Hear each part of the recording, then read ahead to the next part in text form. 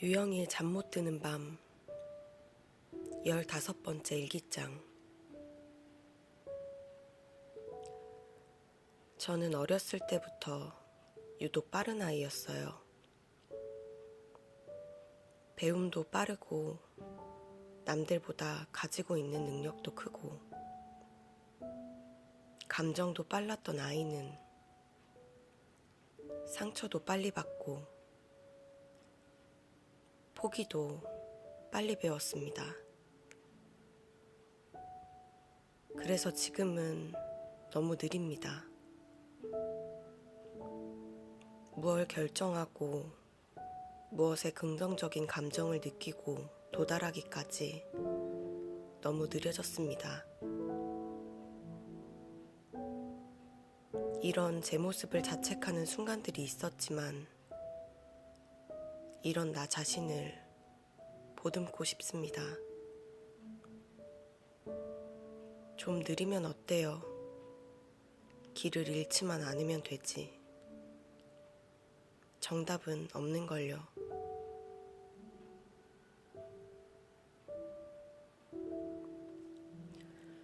오늘 읽어드릴 책은 안데르센의 동화 간직한 것은 잊혀지지 않는 법입니다.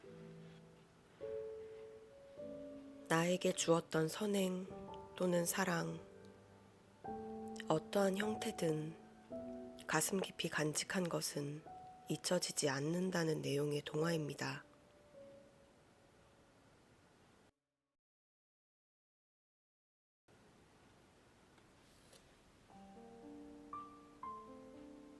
옛날 어느 나라에 오래된 성이 있었다. 그 성 주위에는 연못이 있었고 이 연못은 큰 길과 성을 갈라놓았다. 손님이 올 때면 성문이 열리고 다리가 내려져서 큰 길과 연결되었다. 그리고 손님이 성으로 들어오거나 나가면 다리는 바로 다시 올려졌다. 이 성을 찾아오는 손님들 모두가 다 영주나 영주 부인의 환영을 받은 것은 아니었기 때문이다. 성벽 위쪽에는 구멍이 뚫려 있었다. 적이 쳐들어오면 이 구멍으로 총을 쏘고 화살을 퍼부었다. 또 성문 쪽과 군데군데에 커다란 솥을 거는 장치가 되어 있었다. 적이 쳐들어오면 여기에서 끓는 물이나 기름, 뜨겁게 녹인 납을 쏟아 부었다. 성 안에 있는 방들은 천장이 무척 높았다. 그래서 벽 난로에 축축한 장작을 떼도 연기가 술술 잘 빠져나갔다. 벽에는 멋진 갑옷을 입은 기세 등등한 기사들과 품위 있는 옷을 입은 중후한 부인들을 그린 초상화들이 가지런하게 걸려 있었다. 그 중에서 가장 중후한 부인은 지금 이 성에 사는 부인이었다. 바로 이 성의 여주인 메테 모겐스 부인이었다.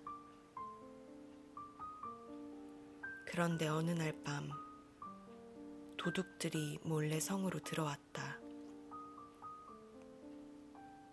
도둑들은 휙휙 칼을 휘둘러서 하인을 셋이나 죽였다.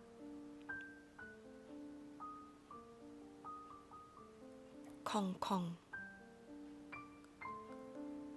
앞에 나서 충성스럽게 메테 부인을 지키던 개는 활을 쏘아 죽였다.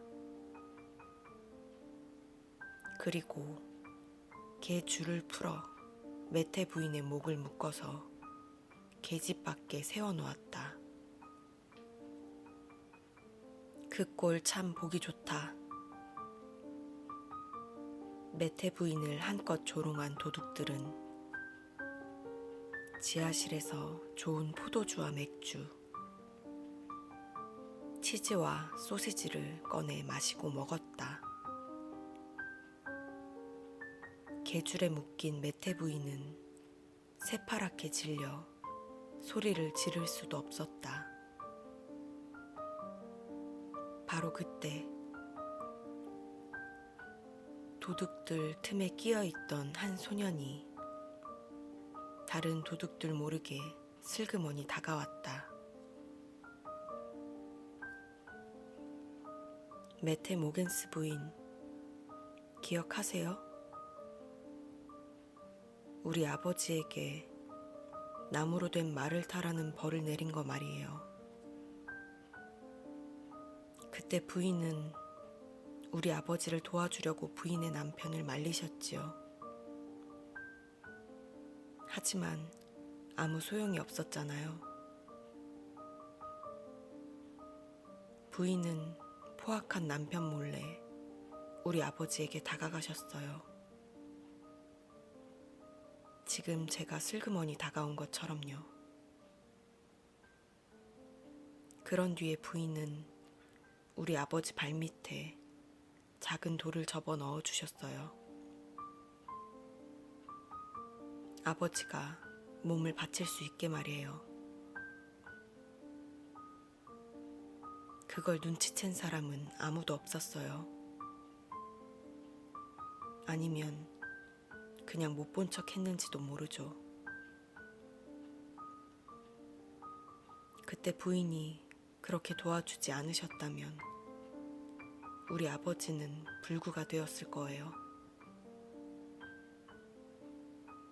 부인은 젊고 아름다우면서도 자비로우세요.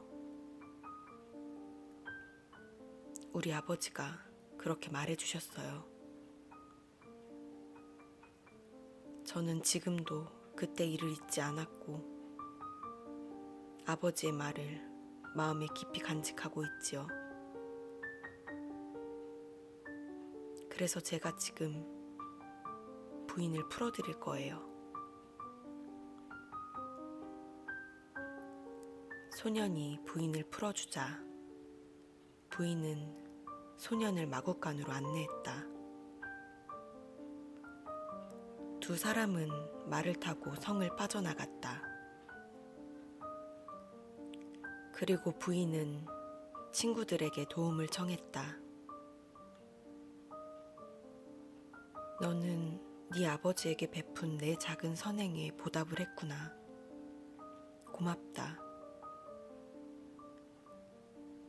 부인이 소년에게 말했다. 부인, 가슴에 깊이 간직한 것은 결코 잊혀지지 않는 법이랍니다. 소년이 메테 모겐스 부인에게 말했다. 그 후 성에 침입한 도둑들은 모두 다 잡혀서 참수형을 당하고 말았다. 옛날 어느 나라에 오래된 성이 있었다. 그 성은 아직까지 남아있다. 그런데 이 성은 메테 모겐스 부인의 성이 아니라 다른 귀족의 성이었다. 우리는 현재에 살고 있다. 태양이 황금빛으로 장식된 뾰족탑 꼭대기를 비추고 있다. 성 근처에 있는 널따란 호수에는 우거진 숲으로 뒤덮인 작은 섬들이 떠 있다. 꽃다발처럼 떠 있는 그 섬들 사이로 하얀 백조들이 유유히 헤엄쳐 다닌다. 정원에는 향기로운 장미꽃이 활짝활짝 피어 있다. 바로 이 성의 여주인은 환희에 가득 차 있는 활짝 핀 꽃이다. 이 성의 여주인은 성에서 나와 작은 오두막으로 간다. 그 오두막에는 가엾게도 병든 소녀가 살고 있다. 그 오두막에는 하나뿐인 창문이 북쪽으로 나 있어서 어제까지만 해도 햇빛이 들지 않았다. 게다가 울타리가 높아서 들판이 조금밖에 보이지 않았다. 그러나 오늘은 햇살이 방 안에 가득했다. 남쪽으로 새로 낸 창문으로 들어온 하느님의 축복 어린 햇살은 무척이나 따뜻했다. 소녀는 일어나 앉아 그 따뜻한 햇살을 받으면서 아름다운 호수와 넓은 들판과 그 너머에 있는 숲을 바라보았다. 오래된 성의 여주인은 말 한마디로 가엾은 소녀가 더 넓은 세계를 아름답게 볼 수 있게 해주었다. 주인님은 단 한마디로 나를 행복하게 해주셨어. 아, 이렇게 큰 축복은 다시 없을 거야.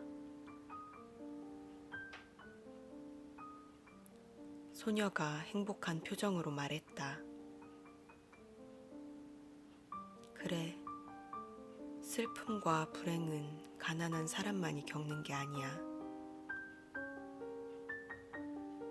성의 여주인은 늘 이렇게 생각했다. 그래서 오두막에 사는 가난한 사람이나 부자에게 필요한 물건을 나누어 주며 선을 베푸는 것이다.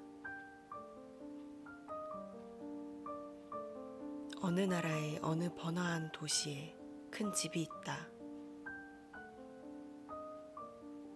그 집에는 멋지게 장식된 좋은 방이 많다. 게다가 부엌도 무척 깨끗하고 밝으며 상쾌하고 아늑하다. 노쇠 단지와 냄비들은 잘 닦여져 반짝반짝 윤이 나고 바닥은 니스를 칠해 반질반질하다. 개수대 옆에 있는 탁자는 번지르르하다. 양초로 문질러서 잘 닦은 것처럼. 이것은 모두 처녀 혼자 한 일이었다. 설거지와 청소를 너무 빨리 끝냈네. 처녀는 교회에 갈 때처럼 단정하게 옷을 차려입었다.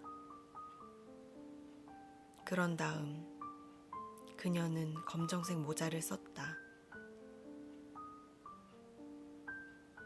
그것은 누군가 죽었다는 표시였다. 그러나 그녀에게는 부모도 친척도 없었다. 한 번 약혼한 적은 있었지만 그녀는 약혼자와 헤어졌다.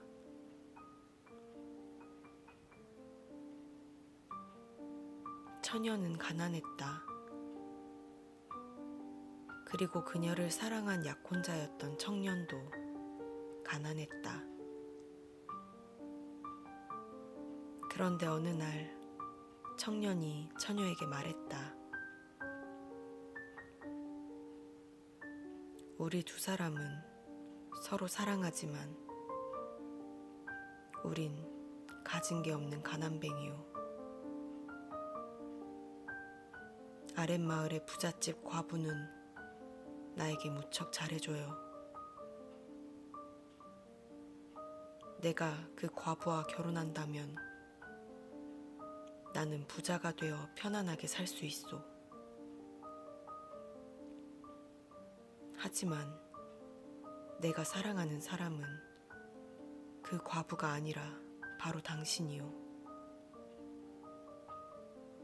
내 사랑, 나는 이제 어떻게 하면 좋겠소?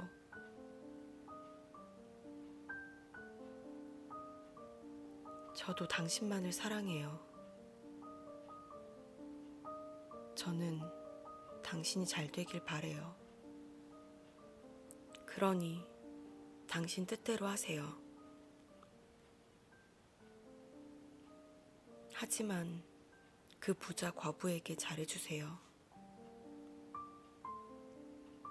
그리고 지금부터 우리 두 사람은 다시 만나서는 안 돼요. 알았죠? 그 후 날이 가고 달이 가고 몇 년이 흘렀다. 처녀가 거리를 지나고 있을 때였다. 어머, 우연히 옛 약혼자를 만난 그녀는 깜짝 놀랐다.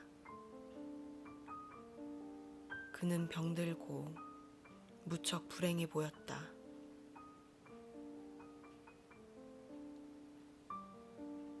잘 지내고 있지요? 처녀는 매우 마음이 아팠다. 그러나 이 말밖에 달리 할 말이 없었다. 난 지금 부자이고 부족한 게 없소. 아내도 내게 무척 잘해준다오. 하지만 내 사랑은 아직도 당신뿐이라오. 이것 때문에 난 무척 괴로웠소. 이제 그 싸움도 곧 끝이 날 것 같소. 이제 우리는 하나님의 집에서 만나게 될 거니까 말이오.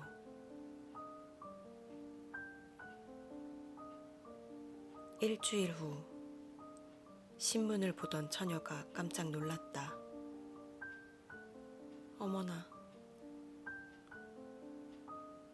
옛 약혼자가 죽었다는 기사를 신문에서 읽었던 것이다. 그녀가 검은 모자를 쓴 것은 그 때문이었다. 아, 내 사랑이 죽다니.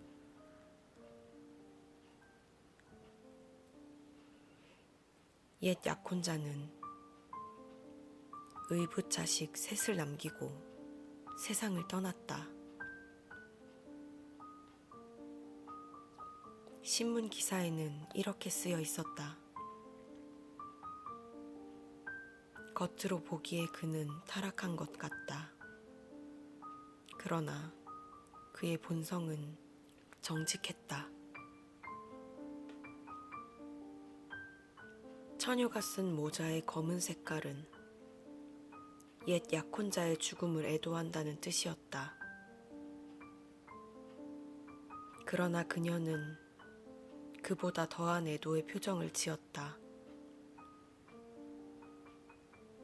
슬픔은 그녀의 가슴 깊이 간직되어 잊혀지지 않을 것이다. 영원히. 이 세 편의 이야기는 마치 한 줄기에 달린 잎셋과 같다. 당신은 클로버 잎을 더 많이 갖고 싶은가? 가슴이라는 책에는 많은 이야기가 담겨 있다. 그 가슴에 깊이 간직한 것은 결코 잊혀지지 않는 법이다. 영원히.